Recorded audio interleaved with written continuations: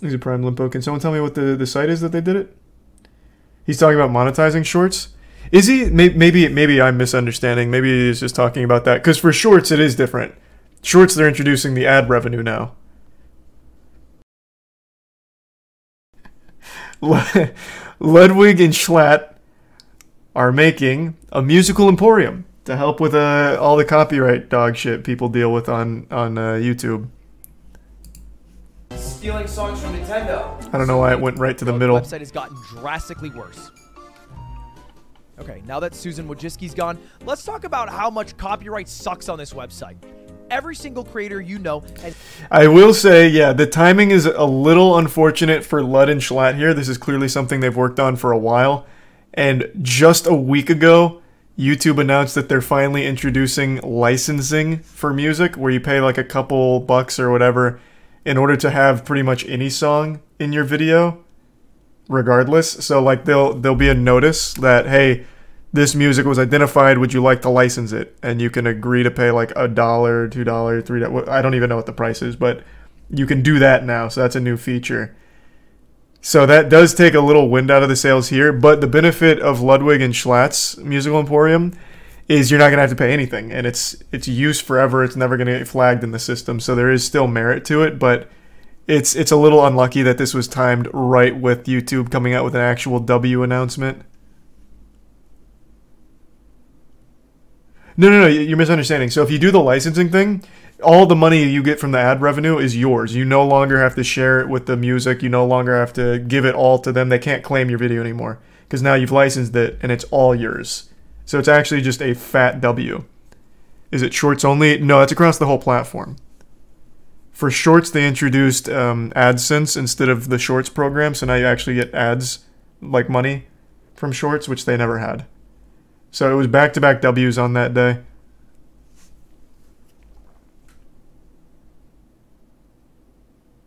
Yeah, that's what I was saying. Like Lud and Schlatt's, like it still has like good value because you don't pay anything for it. You can use it infinitely. Like it's still just a very good system that's going to be used by a lot of people, I imagine.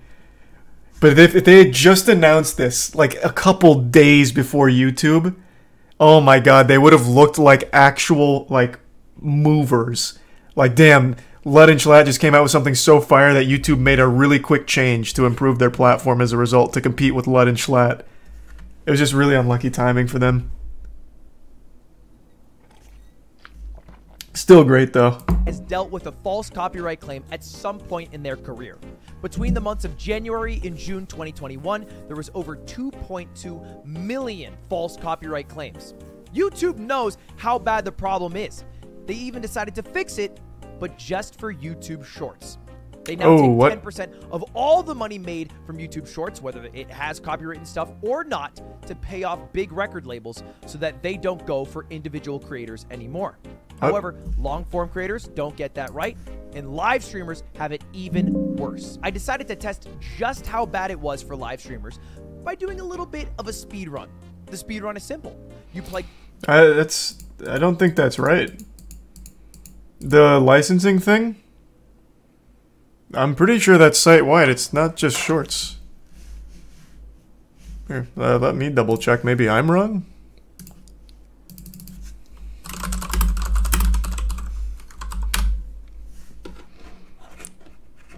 Let's see.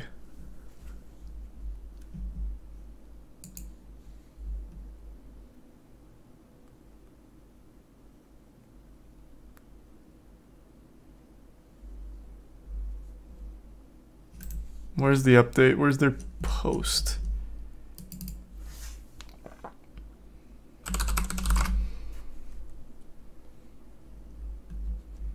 Why can't I find the big post about it that they made? I think it's Prime Every. No, I'm quite certain the licensing feature that YouTube just introduced is site-wide. I just can't find their post. Like, it's not just shorts. It'll mainly be used on shorts, though, because everyone uses, like, music in shorts. But I'm pretty sure it's full site-wide. I just can't find their post now. He's a Prime Limpo. Can someone tell me what the site is that they did it? He's talking about monetizing shorts. Is he? Maybe I'm misunderstanding. Maybe he's just talking about that. Because for shorts, it is different. Shorts, they're introducing the ad revenue now. Which is much, much better. As opposed to just the shorts program. And the split is different. So for shorts revenue, it's no longer the same ad revenue split as it is for normal content. It's a little more in YouTube's favor there. They take a bit more than they do on normal content. So maybe that's what he's referring to. It's on the YouTube blog. I checked and didn't see it. I can't find it. Yeah, I thought it was only like a week ago, but I didn't see it when I was scrolling through. Let me just... hold on. They now take 10% of all the money made from YouTube Shorts, whether it has copywritten stuff or not, to pay off big record labels so that they don't go for individual creators anymore. However, long-form creators don't get that right, and live streamers have it even worse. I decided to test just how bad it was for live streamers by doing a little bit of a speed run. The band speed run. You play copywritten music and you wait for the content overlords to detect your nefarious acts and see how quickly they strike you down. Hold up, I have a good idea. I got the world record for the fastest ban on YouTube. It took 90 seconds. Now look, I understand people protecting their copywritten works and trying to profit off of the fruits of their labor. However, there's a huge category of music. Social Media Today made a blog on it. Okay, I'll check after this. However, the recordings of them are not, so I have a solution. So I learned how to play piano just so I could give them to the masses for free. You fucking kidding me? That sucked dick. Why don't you stick to English, motherfucker? Oh, that's my mom. What's up, bitch? Against all odds, it's me and Schlatt who are trying to fix this problem. We cannot hear. It was just quiet. Nothing to do about that. America to record some of the greatest classical songs of all time. And all of these recordings are in the public domain.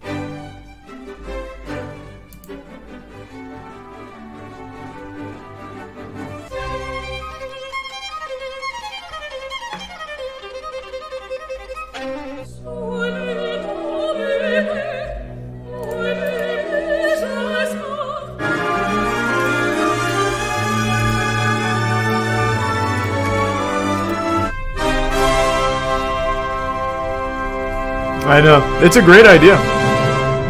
It really is. Oh, maybe you don't like classical music. Well, check out what else we did. Hey, YouTubers, you know what you guys like? Stealing songs from Nintendo. So we made a Nintendo-like song. Yeah. Schlatt's loving it. Or maybe an Animal Crossing-like song is more your speed. You know, something. That's my shit. That's my Things shit. are so trippy and llama. Schlatt intros. How's it going, boys? My name is Schlatt, and today I'm reacting to some more TikToks because that's all you fuckers want to see me do anymore. Every single video project I put my heart and soul into gets half the fucking views of me sitting on my fucking ass watching TikToks. Oh, Schlatt. Screw it, man. Screw it. Now it's a cry for help. And they're all available right now on Lud and Schlatt's Musical Emporium. Musical Emporium. We got it all, baby. They are free for anyone to use. All you need to do is just credit our name. I have to give a big shout out to Philip Millman, who is the director and conductor who made this all happen. And I also have to let you guys know that hiring some of the greatest musicians in the world isn't exactly cheap. So do me a big favor and go right now and subscribe to that channel. Go right now. If not for me, for Schlatt. If not for Schlatt, then for the Queen. And look, if you guys really love the channel, we'll try to add more songs as soon as possible. Yeah, it's a great that's all, idea. boys. Thanks for watching. YouTube, you got to start fixing your own problems because it's getting real expensive when we fix them for you. All right, see you later, boys. Goodbye. Subscribe to the channel, please. Yeah, I don't think he was talking about the licensing thing in the beginning. He was so good at the violin, though. He was so good. So he deserves the money, but god damn. Yep, just an all-around great idea.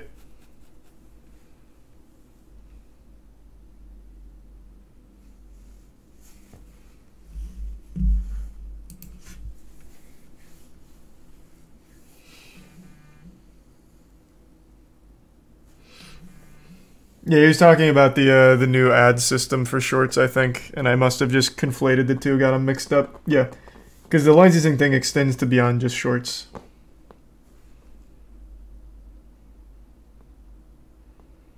Don't know what that means, Waffle, but alright.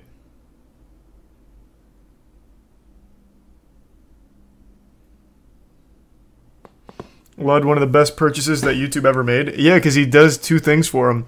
He's very popular with big content, and he fixes their fucking site. Like, he's a handyman and a content creator. He fixed their YouTube chat. Now he's working on all the other problems.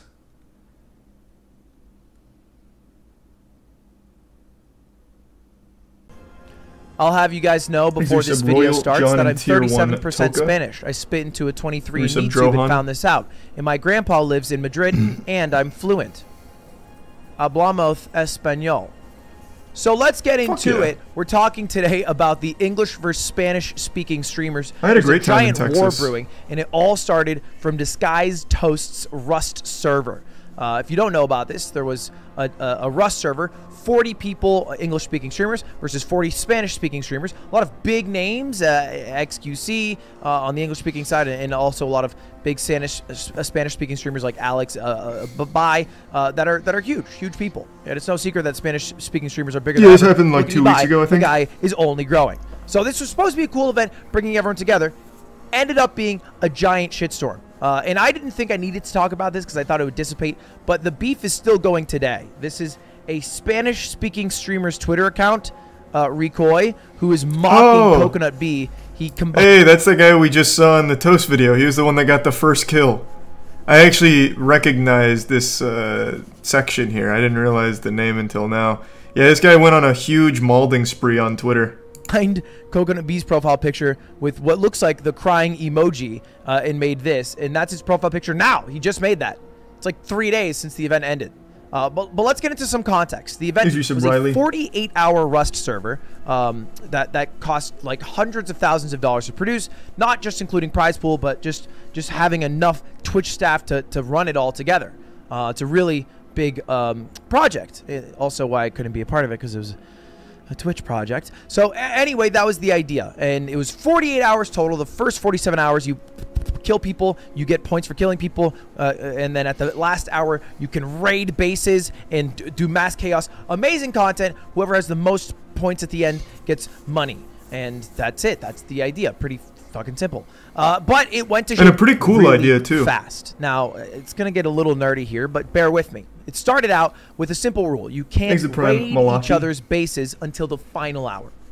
So the Spanish streamers took this info and made their bases out of twigs, knowing that the big bad wolf was not allowed to huff, puff, and blow it down, so the little piggies could run any material they wanted. They didn't have to get custom with any bricks today. So that's what they did. And inevitably, at some point, a bullet hit the thing, and they got kind of upset about that. And so, you know, they were like, okay, now we can't shoot them. And it was kind of a, you know, a cheesy but also smart tactic.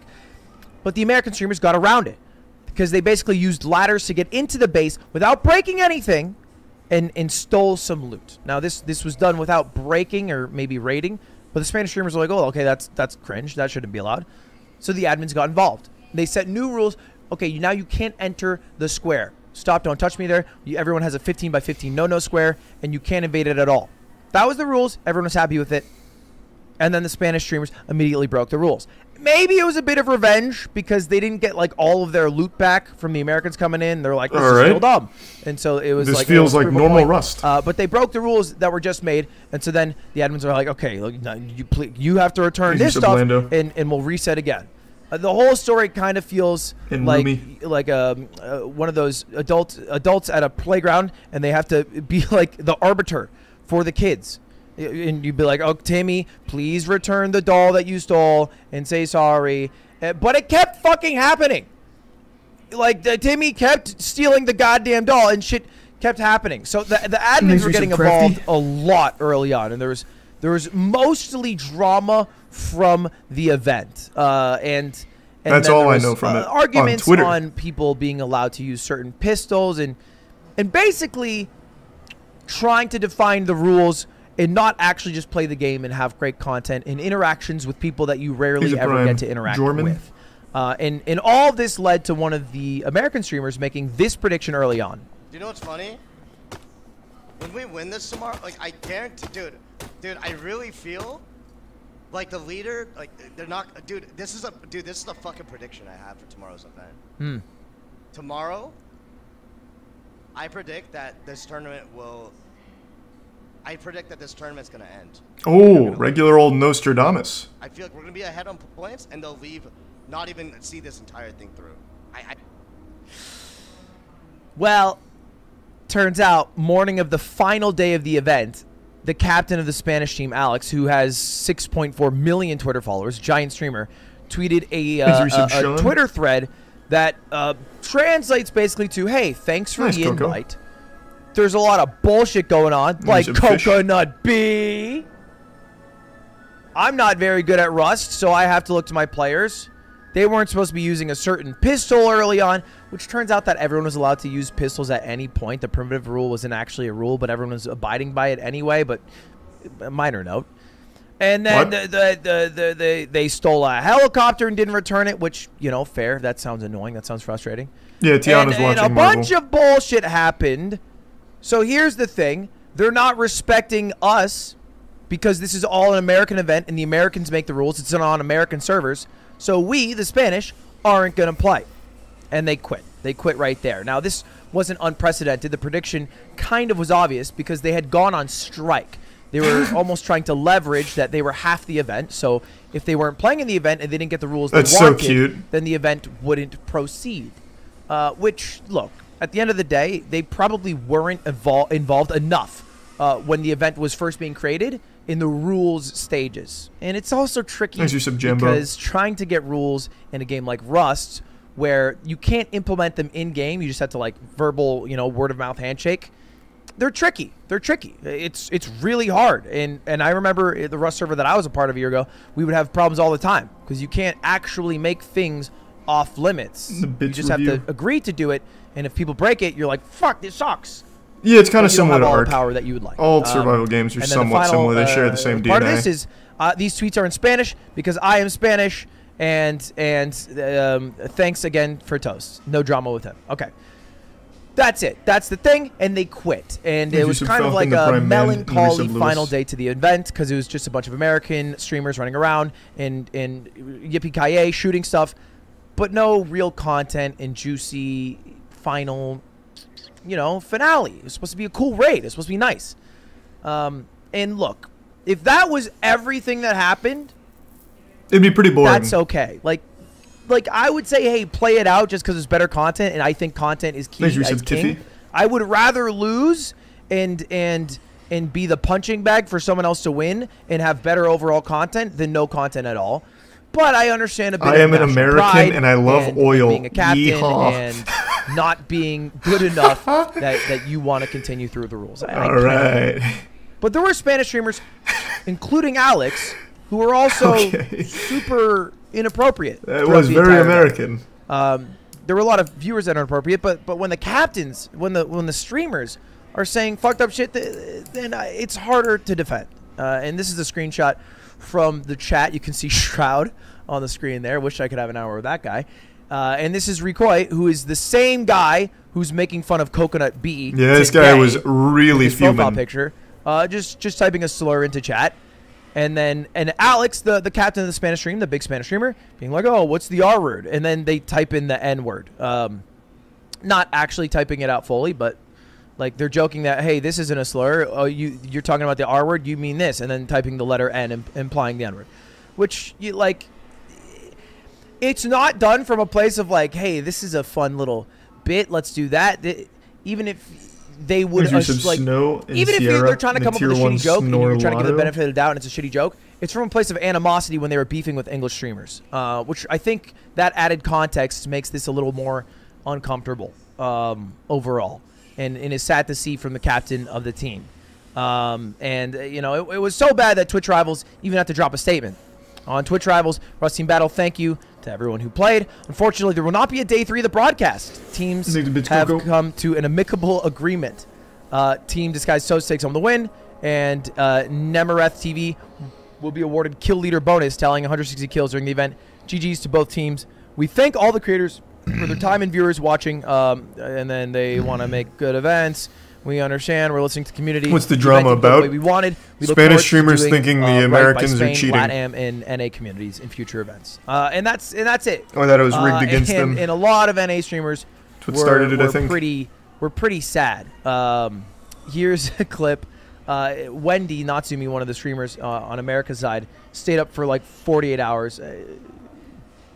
I'll let Hannah take it away. It's like, even though like no one forced Wendy to be on for 48 hours. That's incredible. Like, Wendy is a godsend. Like, no one. Oh, rip Wendy. Wait, is that her? Oh, no. Dude, no one. It reminds me of Pixel Place. You're talking about our place. Yeah. They really caught up about this. You know, the whole internet was trending up in arms for the English speakers. But I think Mendo, one of the English-speaking streamers who played the longest, right? No, I never watched the actual conclusion to all the drama. And this is what he had to say. I thought it was pretty poignant. I don't feel very good. I feel pretty tired. Once again, I want to make sure that everyone knows it was nothing personal. Anything I said in the game, it was all banter. Except when I called them spineless, disrespectful pieces of shit for ditching, wasting our time, and not playing. I stand by those fucking words 100%. It is spineless, it is childish, and I cannot believe that actually happened with a set of streamers that are grown adults when they call us 14-year-olds. The fucking racist chat hoppers that fuck up everyone in my team, my teammates, the people that have never played before, saying racist shit like eat your dogs, go back to the kitchen to the women that are playing. Yeah, tell your truth, Mendo, yeah. Get banned. I know the streamers are not doing actively anything to stop this. And God damn, throwing it down. Spineless shit too. I cannot believe that grown adults act like them.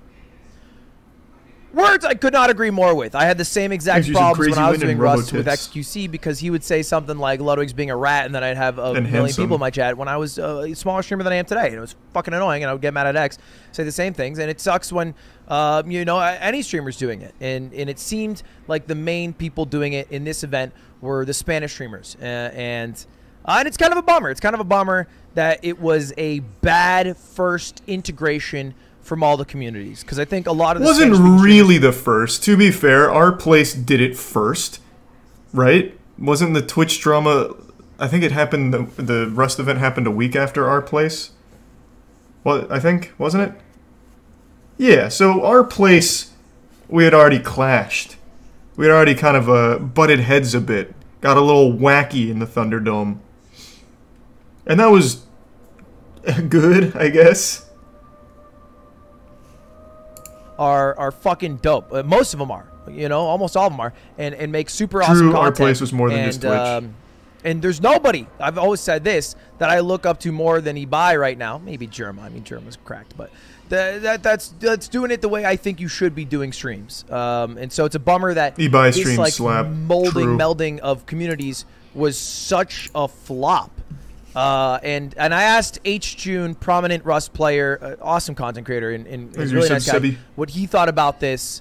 And he talked me through all the drama, and look, it's tough, but at the end of the day, it just felt like there was so much animosity, and it came from a lot of the leadership on the Spanish side team. Not everybody. Some people had great interactions. Yeah, true. Alex B's like 11 tweet long rant was pretty embarrassing. But the leadership on the Spanish streamer side, I feel like kind of ruined this event to some extent. And maybe there could have been more effort done beforehand to ensure that it was more fair and that they were okay with the rules before signing up. I can't imagine streamers do that much due diligence before signing up for events. But maybe that's what we should be doing, so this doesn't happen again in the future. Anyway, sad for streamers. That's the drama of the week. And I'll let Toast finish it off, because I think he really encapsulated it the best. I thought there was more to it, but it looks like I pretty much understood all of it beforehand. Hi, Toast. I authorized shifter on all the... Nice. Yeah, I thought there was so many more layers to it, but yeah, I guess they just really lost their fucking minds over almost nothing. That's a shame. I thought that was going to be like a crazy story.